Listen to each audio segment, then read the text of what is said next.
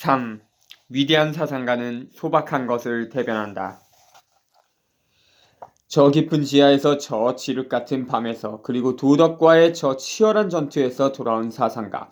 그의 눈은 충혈되었지만 표정은 한없이 부드럽다.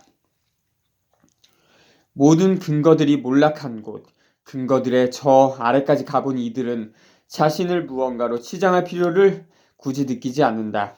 오히려 우리가 무엇에 정통한 경우 우리는 겸손해지고 행복함을 느끼며 독창적이 된다.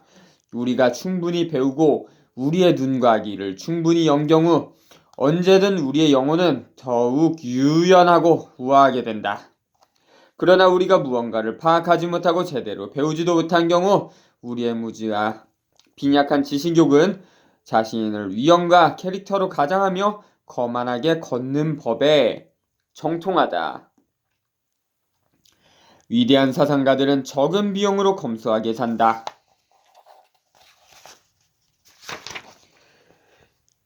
빈궁하게 살기를 원해서가 아니다. 바로 가치의 전도 때문이다. 그들은 세상 사람들이 비싸게 치는 것들에서 가치 있는 것을 발견하지 못한다. 그 대신 사람들이 내다버리는 것들 속에서 귀중한 것을 발견한다. 한마디로 그들은 저렴한 비용으로 풍족한 삶을 사는 것이다.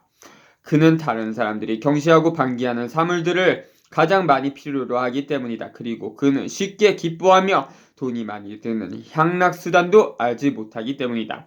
먹을 만큼 먹고 정신이 차분해지고 강력해지고 밝아질 정도만 먹고 자신의 고독을 좀 더 사랑스럽게 포옹하기 위한 사교 외에는 어떤 사교도 필요로 하지 않는다.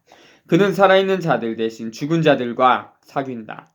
위대한 풍경 화가는 소박한 풍경으로 충분하지만 주목할 만하고 희귀한 풍경은 시시한 풍경 화가들의 몫이다.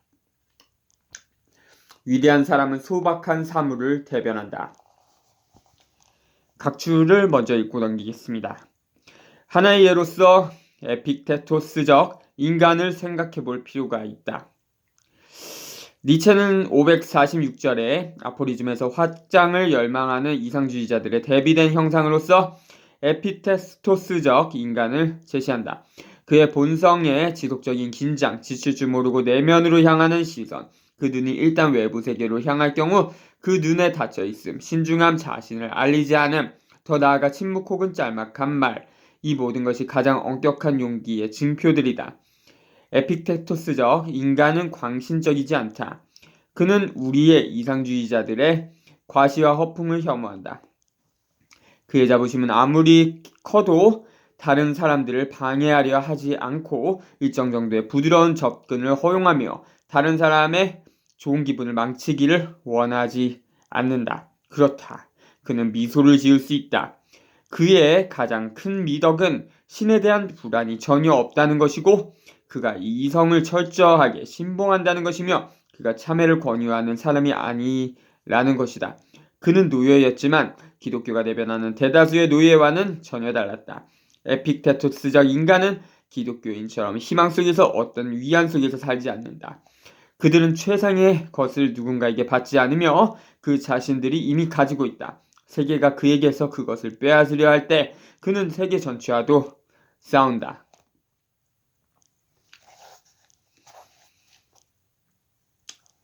우리는 노년에 자신의 신전을 건설하고자 하는 명예욕과 피로감으로 가득 찬 철학자와 대비되는 위대한 철학자의 형상을 제5권의 여러 군데에서 발견할 수 있다.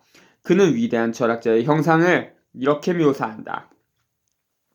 불 속에 넣었다가 적시에 꺼낸 밤처럼 부드럽고 맛있고 영양이 풍부해진 사람들, 타는 불 위에 쓰라린 고통이 사람을 성숙하게 한다는 걸 이해하는 숭고한 식인종들은 자신의 깨달음이 자신의 고행에 대한 당연한 대가가 아니라 세와버리 그들에게 선사한 것으로 간주한다. 자신이 보수를 받았다고 느끼기에는 자신에 대한 긍지가 너무 강한 사람들을 그리고 인식과 성실함의 정렬이 너무 진지해서 명성을 추구할 시간도 생각도 없는 사람들을 이런 사람들을 우리는 철학자라고 부를 것이다.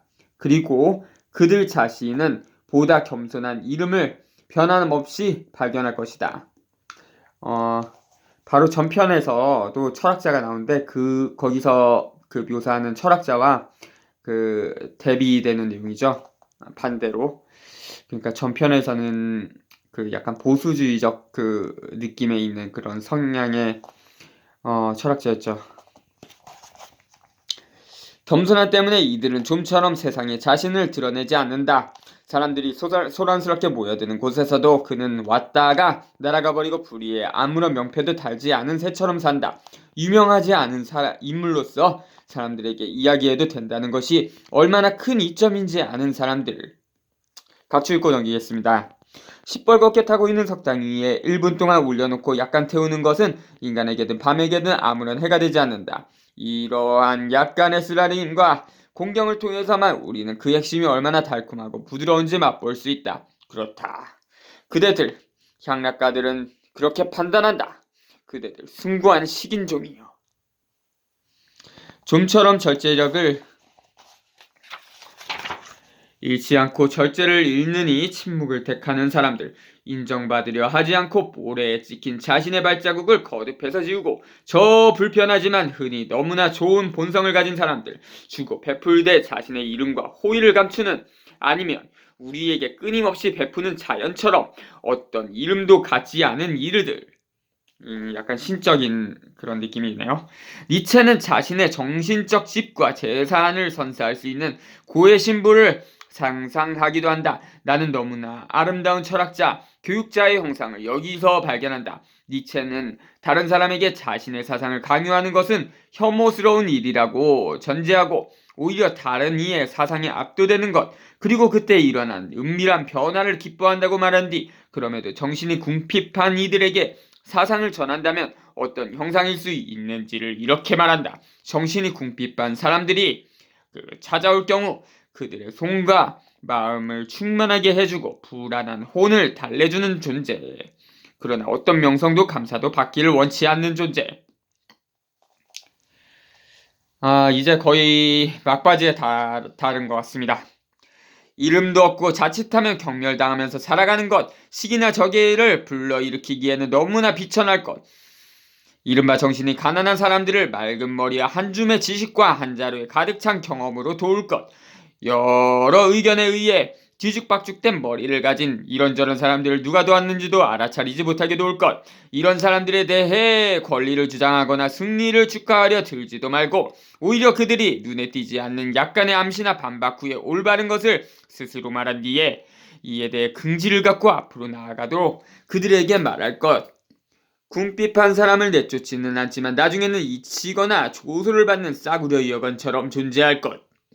아무런 특권도 갖지 않고 더 좋은 음식이나 더 맑은 공기나 더 기쁜 정신도 갖지 않고 오히려 주고 돌려주고 나누고 보다 가난해질 것. 많은 사람이 접하기 쉽고 어느 누구도 굴욕감을 느끼지 않도록 비천해질 수 있을 것. 숨어있는 많은 혼의 은밀한 길들을 통해 그 혼들에 도달하기 위해 많은 부당함을 감수하고 모든 종류의 오류의 벌레 구멍으로 기어가 들어갈 것. 항상 일종의 사랑 가운데 존재하고 항상 이기심과 자기 향락 가운데 존재할 것. 끊임없이 우아함이라는 태양과 부드러움 속에 누워있고 숭고한 것으로 통하는 계단이 가까이 있다는 사실을 알 것. 이것이 바로 인생이리라. 이러한 인생이라면 오래 살 필요가 있다.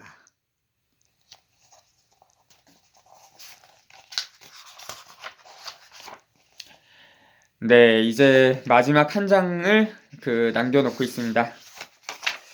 마지막에 이 작은 글씨로 쓴 이 문단은 약간 옛날에 뭐 통일교로 따지면 통일교 천성경도 제가 다 읽어봤거든요.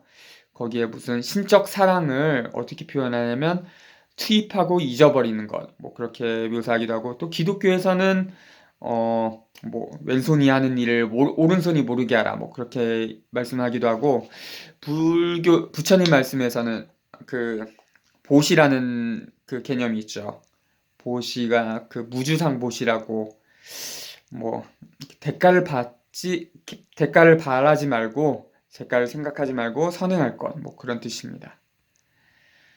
네, 오늘 여기까지 하겠습니다. 항상 들어주셔서 감사합니다.